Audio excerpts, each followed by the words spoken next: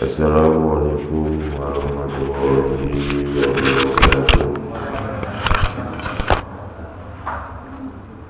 Alhamdulillah wassalatu wassalamu ala rasulillah wa ala alihi wa ashabihi wa mawala wa la hawla wa la quwwata illa billah.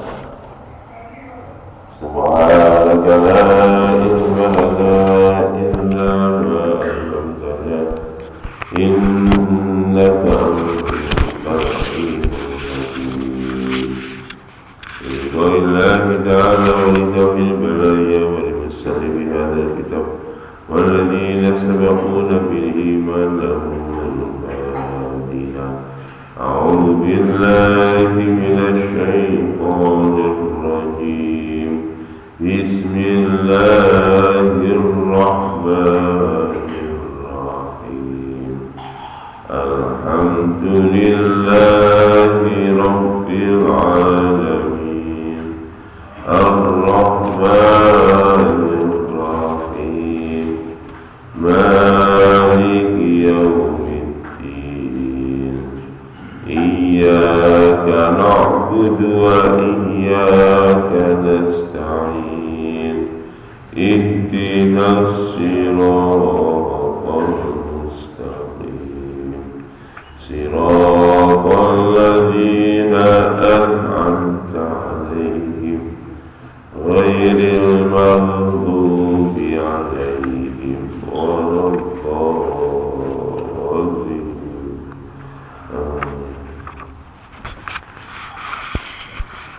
Babu jawab syuki misyamil awanit tahirati ghairil dhabi wal fitati. Bab tentang bolehnya minum dengan menggunakan wadah apa saja yang suci, wadah apa saja yang suci selain emas dan perak. Anas radhiyallahu anhu hadarati sholatu maqama kana qaribat dari ila ahli wa baqiya qabl. Ma'utiya Rasulullah sallallahu alaihi wasallam bimihbabin min hijarati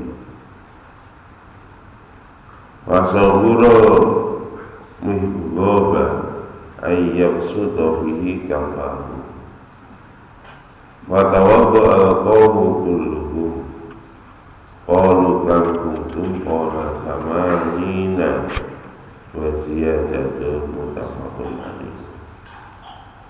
Wa fi riwayatin lahu wa li muslimin an-nabiy sallallahu alaihi wasallam ja'a bi ina'in min ma'in fa'utiya bi qadahin rahrahin fihi syai'un min ma'in wa wada'a asabi'ahu bihi.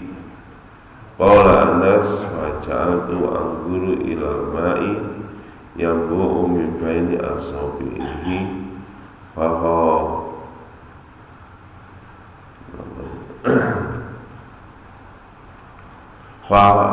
fahazartu man tawaddu'a ma baina sab'ina ila thamanin.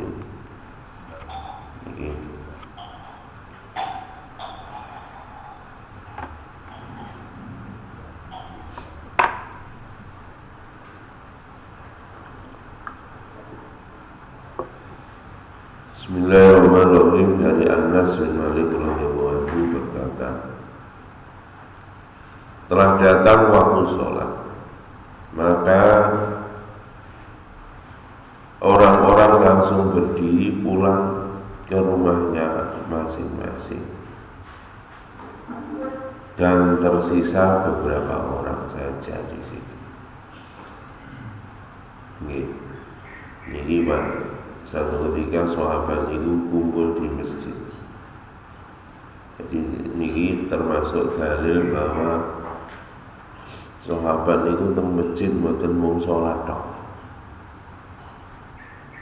Jadi ngumpul di masjid tidak hanya untuk sholat. Dan tiba-tiba waktu sholat datang.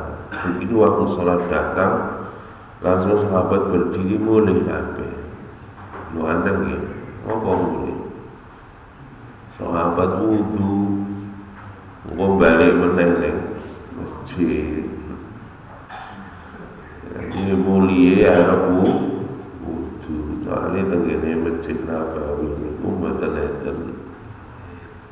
air, tidak ada tempat wudu. Jadi ketika Masjid Nabawi dibangun pertama oleh Nabi itu mboten enten lampune, mboten enten tempat wudune, ya mung kotak toilete mboten enten. Jangan biyen. Jadi makanya begitu waktu sholat masuk, sahabat langsung buyar, mulai nopo wudu, mari ngono balik meneh. Nah ini buyar mulai kan balik. Oh buyar mulai, wah ini sunnah berarti ya ngono. Tapi gak balik itu sing bid'ah. Gak balik di masjid itu sing bid'ah. Kadang-kadang azan loh, mau lungguh nih ada member masjid, azan mulai kabar. Oh koncone setan aja. Soalnya nama setan nak diazani lah pelayu menurut, makanya itu koncone setan. Masya Allah, bertiga adat. Tapi ini sahabat, jadi begitu masuk waktu sholat pulang, ambil air wudhu, balik lagi ke masjid. Wabagia qaumun, dan tersisa di masjid itu beberapa orang. Ya, bukan beberapa, banyak orang. Kemudian Rasulullah SAW diberikan kepada beliau, kemudian diberikan kepada Rasulullah wadah seperti mangkok yang terbuat dari batu. Nah wadah itu terlalu kecil jika tangan Nabi itu kalau dimasukkan ke dalam wadah itu terlalu kecil, telapak tangannya ini masuk. Maka wadha qaumu kulluhum. Jadi tangannya Nabi begitu wadah tadi isinya air, itu hanya satu wadah dicelup ini tok sama Nabi. Ini pun tangannya Nabi itu sampai gitu karena saking sempitnya, kecil dicelup. Maka tiba-tiba begitu dicelup diangkat dari jari Nabi ini keluar air. Akhirnya niki fatawadda qaumun kulluhum. Maka orang yang tertinggal di masjid itu akhirnya wudu semua dari keran otomatis tangan yang mulia baginda Nabi sallallahu alaihi wasallam. Langsung netes air terus. Akhirnya orang-orang wudu semua yang ada di dalam masjid. Kam kuntum, Anas ditangkleti, waktu itu kamu berapa orang? Maka qala Anas menjawab, kami pada waktu itu jumlah kami 80 orang, bahkan mungkin lebih. Jadi, singkari 80, padahal itu singkari, sing mulai luwih akeh dari itu. Padahal tidak waktu sholat, Pak. Jadi jamaah Masjid Nabawi ketika tidak ada sholat pun di situ kumpul, kadang-kadang taklim di dalam masjid Nabi.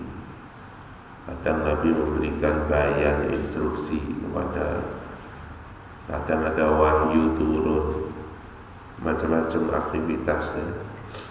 Kadang Nabi mau memberangkatkan jamaah dakwah, ya, misi-misi dakwah. Kalau tidak perang, Nabi pun memberangkatkan misi-misi dakwah. Kemudian juga kalau ada perang yang memberangkatkan pasukan perang, itu dari masjid. Itu aktivitas di masjidnya Kanjeng Nabi Agung Muhammad sallallahu alaihi wasallam. Masya Allah. Ini juga termasuk Nah zaman saat ini mboten enten mukjizat niki nggih kena nggih dalil. Masjid dicepaki nggon wudu. Ya dicepaki. Nah saiki yo dicelupne ora muncul. Ya sing pena ya digene keran ning dhuwur ngono ya gentong ning dhuwur. Dan ini termasuk juga dalil wudu pakai keran. Air yang mancur. Jadi mancur, sahabat ambil air wudu dari tangan yang mulia Kanjeng Nabi Muhammad sallallahu alaihi wasallam. Di sini juga menunjukkan keberkahan, menunjukkan keberkahan. Niki lho barokah.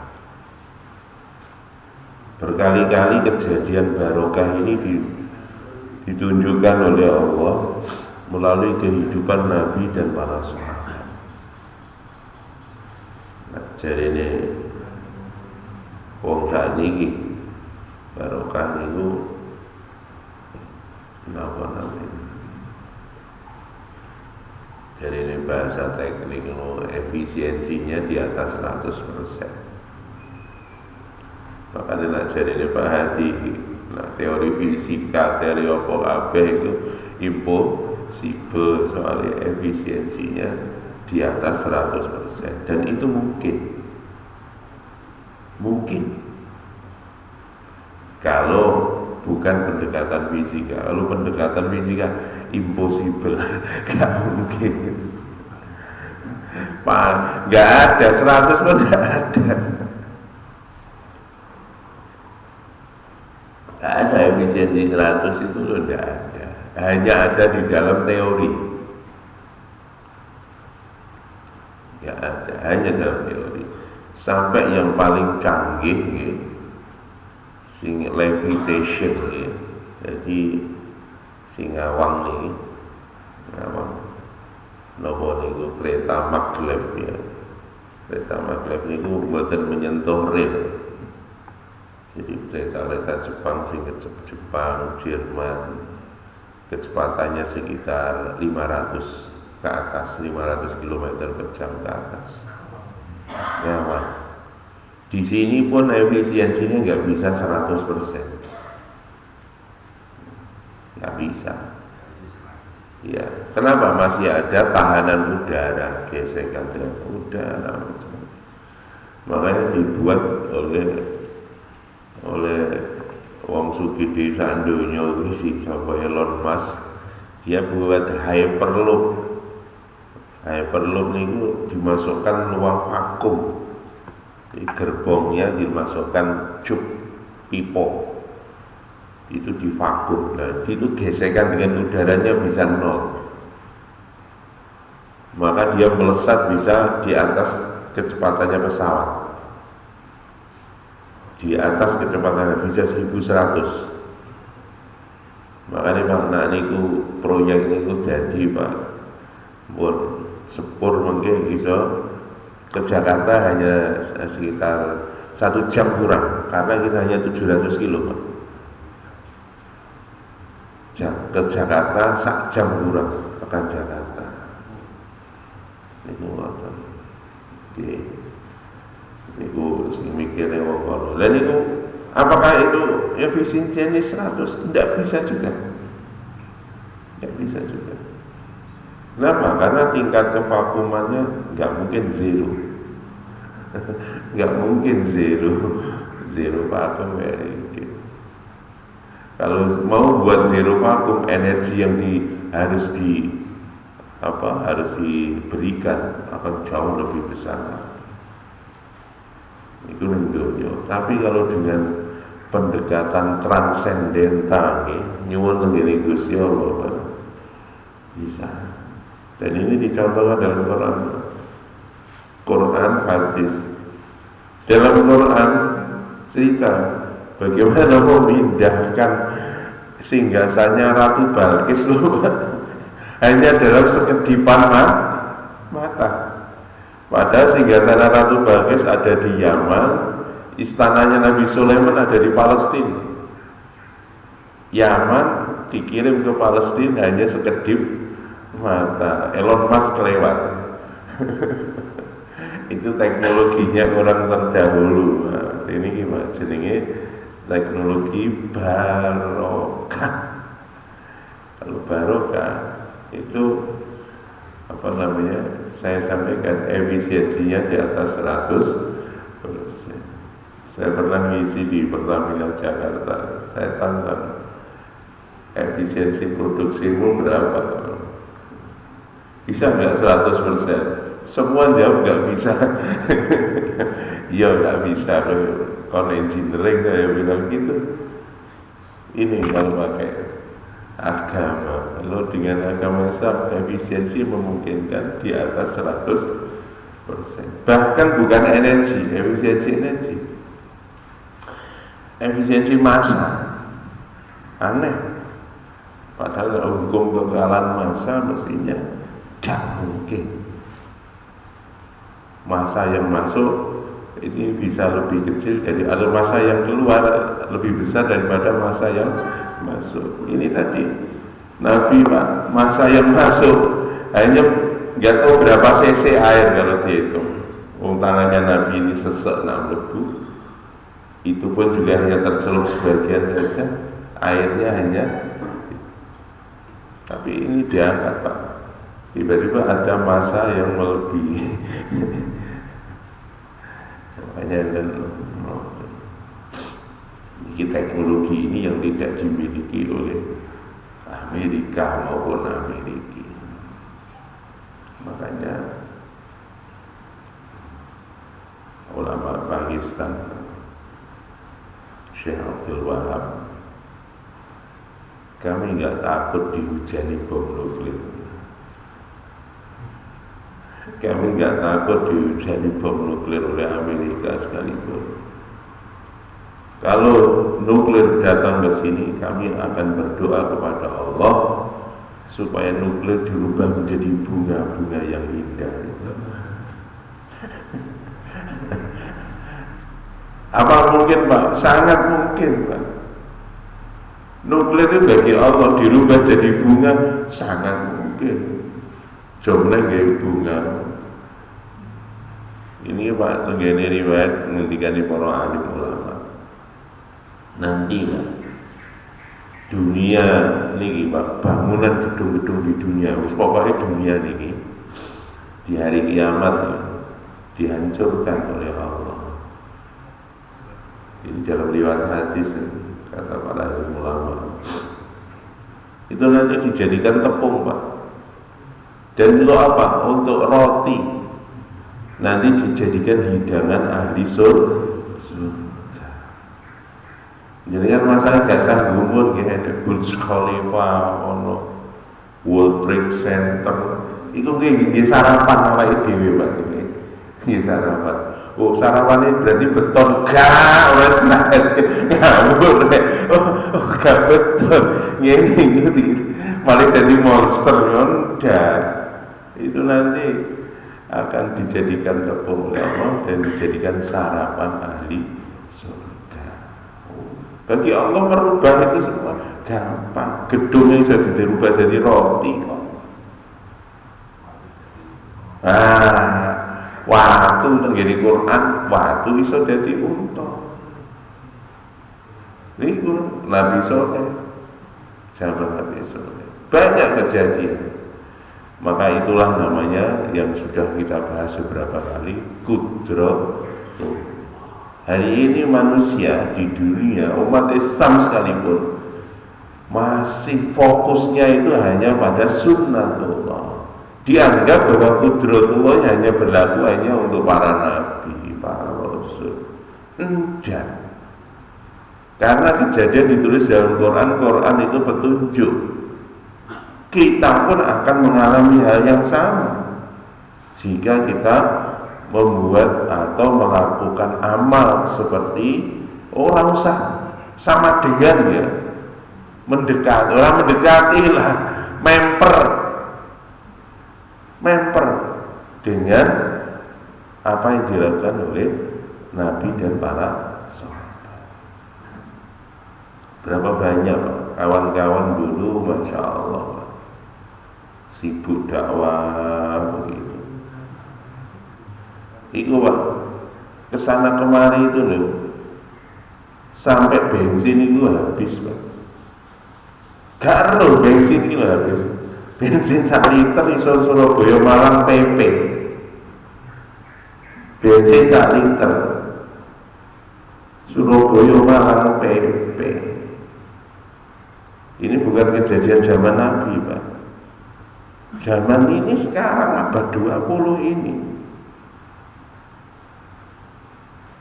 Itu sangat mungkin. Maka itulah wa ala kulli syai'in qadir. Kejadian yang ada di dalam Quran itu, kita akan menjadi pelaku di dalam peristiwa yang ada di Quran kalau kita berupaya mengamalkan Quran dalam kehidupan kita. Kita memperjuangkan agama Allah seperti para nabi dan rasul yang ada di dalam Quran, walaupun porsinya masih mungkin masih 0,0000 sekian persen. Itu sayangnya Allah sampai seperti itu.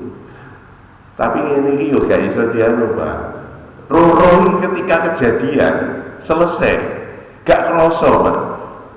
Buddha mulai elingnya tekan gon, jujur entek, loh, iki mana diisi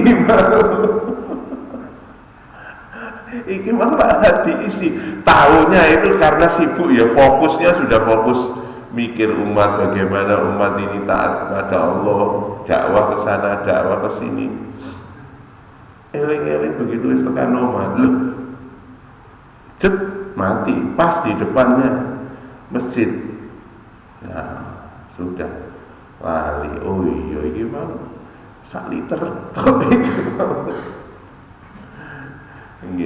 ini bukan pakai teknologi sepeda motor, mau sepeda motor super cup ya ini. Sepeda motor nopo niku zaman biyen itu sik boros.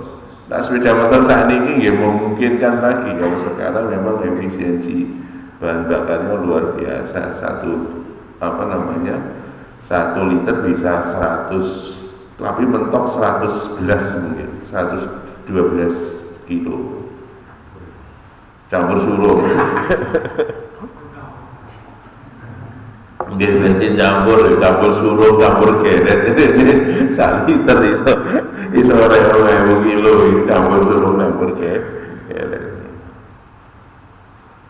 Ini contoh di zaman sekarang.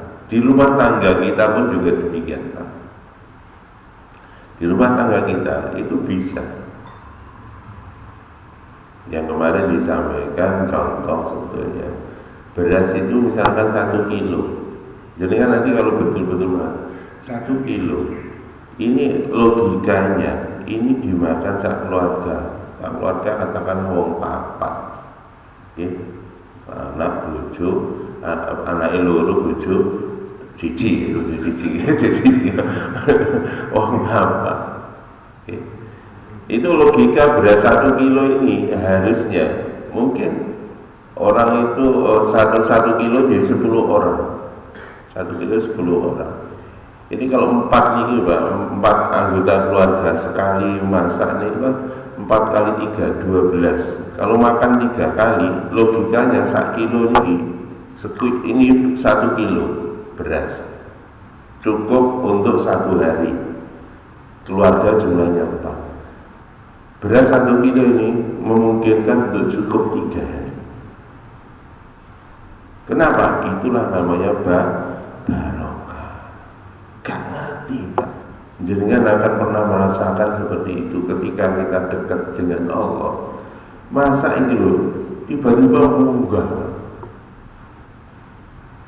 dikedukkan, sak keluarga warna kabeh, tiba-tiba nggak tahu dari mana, ya Allah. Cuma kadang ada yang secara fisik bentuk berkahnya secara fisik. Bengi tiba-tiba dijak tenduren niku nih. Lah niku wonten sing berkah secara fisik. memang dikirim secara fisik. Oh, mari ngono dikentulan ngene Pak Nur. Tahlilan ning kono mulai warep. Contoh nih. Lah niki kadang-kadang ada tetangga ngirim apa. Itu kalau kita untuk ukuran kita ya. Tapi nanti kalau jenengan amalan kuat itu memungkinkan Pak. Tiba-tiba makanan ini dikeduk niku mboten entek-entek. Itu sangat mungkin. Pun, cuma nak jenengan oleh kejadian ini nggak usah dicerita-ceritane kalau wong, mungkin hilang mungkin. Itu Allah tunjukkan dan kudratullah itu sampai hari ini masih ada. Hak wallahi. Makanya kalau menyelesaikan masalah hanya dengan jangan pendekatan otak saja. Dunia ini nanti mentok Pak. Yang menyelesaikan masalah dengan otak pasti mentok. Kenapa? Otak manusia ada batasnya. Memang capaiannya hari ini luar biasa Pak. Teknologi hari ini semakin menggila di seluruh dunia. Tidak usah ngomong Pak. Tidak usah ngomong. Wa fi riwayat Muslim anna Nabi sallallahu alaihi wasallam da'a bi ina'in min ma'in fa utiya bi qatahin zahra bihi syai'un. Di dalam riwayat Muslim hadis Anas tadi, Nabi diberi gelas, satu gelas dari gelasnya itu terbuat dari tembaga, satu gelas tembaga. Kemudian tangan Nabi diceluk, kemudian orang-orang wudhu. Itu begitu. Kemudian di riwayat Bukhari, man tawaddu'a ma baina sab'ina ila samanin. Kami pada waktu itu, kata Anas, jumlah kami adalah antara 70 sampai 80 orang. Bilangannya begitu. Ini kalau di dalam riwayat Muslim. Berikutnya, Abdullah bin Zaid ini juga menunjukkan bahwa wadah-wadah yang dipakai oleh Nabi tadi ada wadah dari batu, wadah dari tembaga, bukan emas, bukan perak. Itu wadah-wadah yang direkomend oleh Nabi untuk dipakai. Semuanya boleh kecuali wadah terbuat dari emas dan perak. Ini tadi wadah ini bentuknya gelas. Ini tadi baik untuk minum maupun untuk urusan-urusan yang lain. Ini tadi kan keperluannya bukan minum, termasuk untuk wudhu. Wadah-wadah seperti ini tidak boleh terbuat dari emas maupun perak. Selain itu diperbolehkan. Wa Abdullah bin Zaid radhiyallahu qala atana Nabi sallallahu alaihi wasallam wa akhrajna lahu ma'an fi tauri min sufrin wa tawaddu'a.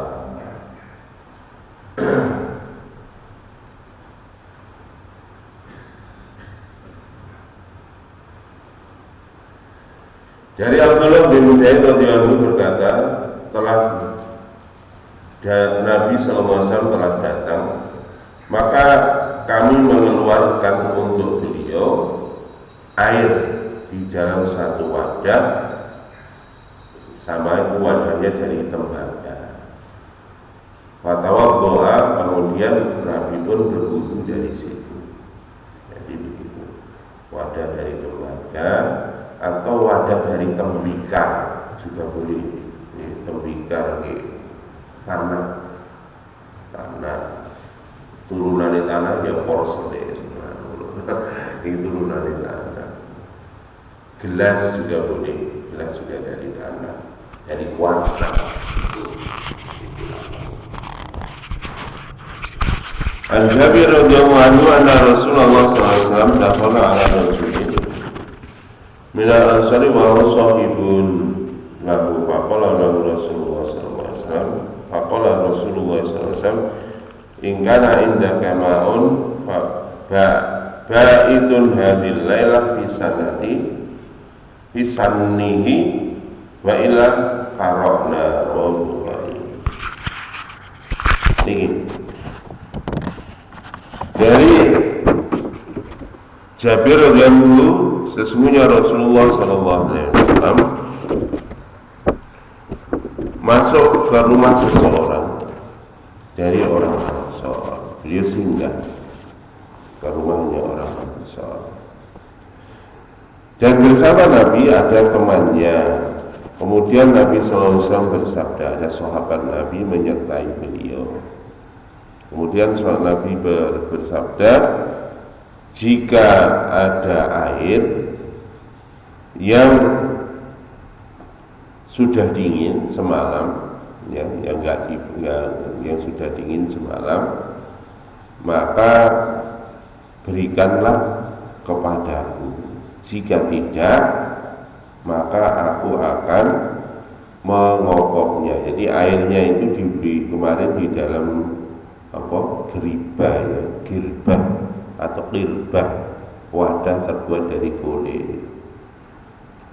Jadi kalau ada air yang ada dari kulit, saya akan minum dari situ. Kemarin disabdakan minum nyucuk dari girbah makruh, tapi Nabi juga pernah melakukannya. Nabi pernah melarang, Nabi juga pernah melakukannya. Nah ini juga kalau ada girbah air, Nabi itu haus, berikan kepadaku, saya akan minum dari girbah itu. Tetapi kalau tidak, kata Nabi, karokna, kami akan ngokok, tapi diambil di telapak tangan kemudian diminum. Jadi kalau tidak ada gelas, Pak, misalkan kita lewat telaga, itu boleh minum dicawuk, di kokok, dicawuk, di kokok.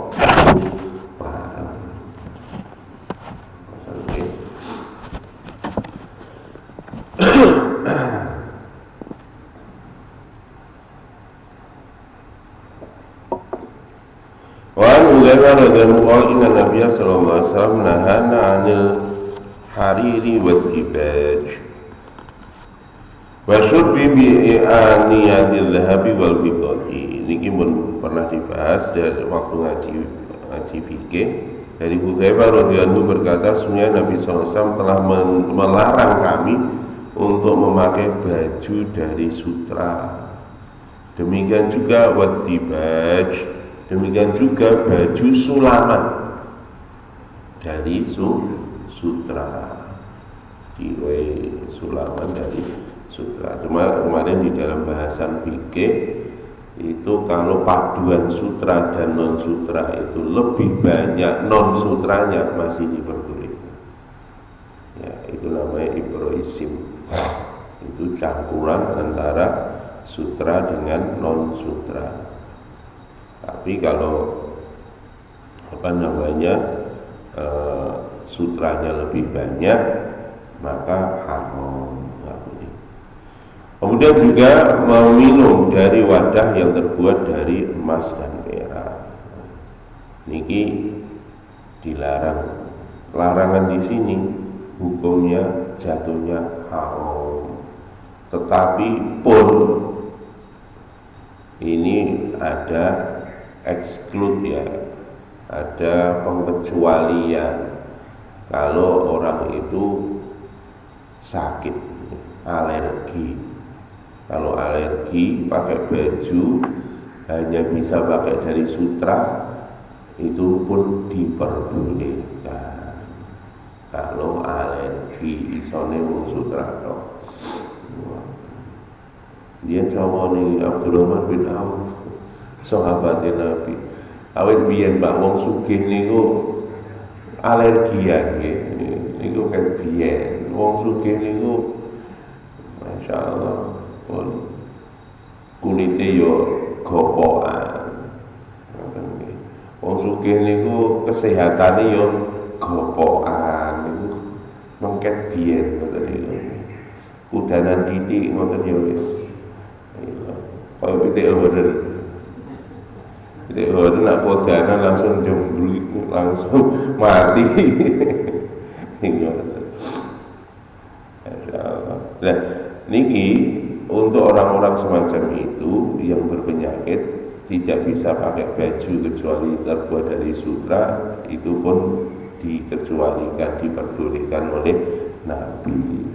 Itu kalau urusan alasan kesehatan. Ini bukan hanya untuk urusan ini, para alim ulama, kalau ada urusan medis terkait dengan kesehatan, hal-hal yang semacam itu, ya hal yang semacam itu diperbolehkan, hal-hal yang dilarang. Itu begitu. Kemudian juga memakai wadah yang terbuat dari emas dan perak. Kemudian berkata Nabi bersabda, "Hunna lahum fid dunya wa hiya lakum fil akhirah." Jadi, untuk mereka ini semua sutra emas perak itu untuk orang kafir di dunia ini. Sedangkan untuk kalian orang beriman, sutra emas perak ini adalah untuk kalian nanti di akhirat. Jadi awake dhewe niku jatahe emas perak itu di akhirat. Ini juga indikasi, Pak, indikasi bahwa kita ini gak boleh bermewah-mewah. Tolong nggih.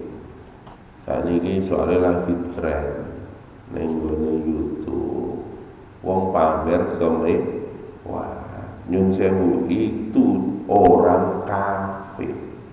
Kelakuan orang kafir. Aja mbok contoh, aja dijadekno lah gawe mewah-mewah langsung melok mlongo. Wah. Nyun sewu.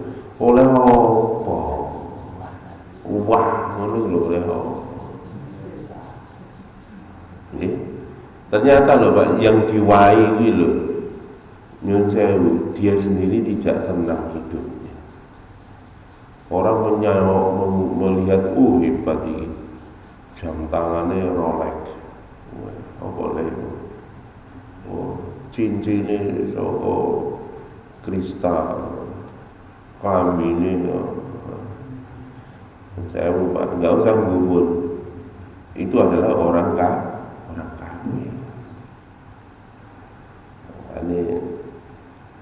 Ini Pak, inner beauty itu lebih tinggi nilainya.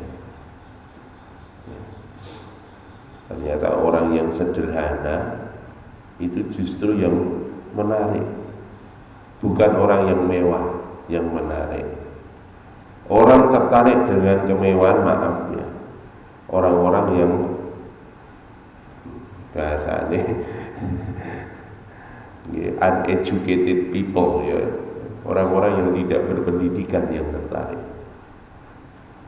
justru menunjukkan selera rendah, kelas rendah kalau orang yang tertarik dengan kemewahan dunia. Maaf, walaupun pinter, dia kampungan gitu. Kalau orang masih senang kehidupan yang mewah. Orang Jepang itu kehidupannya sederhana. Saya lihat orang-orang sana Pak, orang-orang yang intelektualnya tinggi, justru mereka memilih hidup sederhana. Ini bukan hanya orang Pak, orang kafir pun seperti itu. Biasanya orang pendidikannya rendah seperti itu, tapi nggak semua Pak. Ada yang pendidikannya doktor ya isek ngono ya. Cuma ini rata-rata nih. Artinya intelektual yang mapan. Terserah level pendidikannya terserah. Tetapi ketika seorang itu intelektualnya sudah mapan, maka orang itu akan cenderung memilih kehidupan yang sederhana. Yang tinggal orang-orang terkaya di dunia itu kehidupannya sederhana. Mereka masuk sing duwe Facebook itu, mobilnya Corolla. Itu begitu. Tapi nek sing gak pate sing pemain bola itu koleksi mobil macam-macam itu. Nah ini saya nggak menyoroti itu, yang penting di dalam agama Islam aslinya itu mengajarkan kesederhanaan, bukan mengajarkan kemewahan. Itulah yang mendekati kehidupan Nabi Sallallahu Alaihi Wasallam, kehidupan yang sederhana.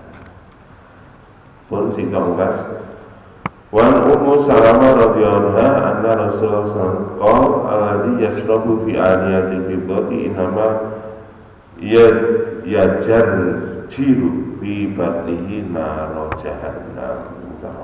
Dari Ummu Salamah radhiyallahu anha, sesungguhnya Rasulullah SAW sabda, orang-orang yang meminum dari wadah terbuat dari perak ataupun emas, sesungguhnya yang dimasukkan ke dalam rongga perutnya adalah api jahannam. Ini menunjukkan bahwa ini kalau pakai wadah emas itu betul-betul haram, karena Nabi tegas seperti itu. Innaladzina yaquluna aw yashrabuna fi aniyati fiddati wa dhahabi. Di dalam riwayat Muslim ada tambahan, orang-orang yang makan dan minum dari wadah emas dan perak, maka yang dia masukkan ke dalam kerongkongannya, maka itu sesungguhnya adalah neraka jahanam, api neraka jahanam. Oh, milih demi neraka, terserah jangan. Orang bangga-bangga pakai semakin mewah, sesungguhnya semakin mewah, maka itu dia adalah menyiapkan api neraka jahanam untuk dirinya sendiri. Hati-hati ini mengejar mewah oleh omah, karena omah oleh mewah, mepet sawah kali. Jangan terlalu sederhana saja. Ada tidak letak, balik melakoni melawan. Insyaallah nanti kita lanjutkan minggu depan tentang gaya berpakaian Nabi SAW dan para sahabatnya. Demikian. Assalamualaikum warahmatullahi wabarakatuh.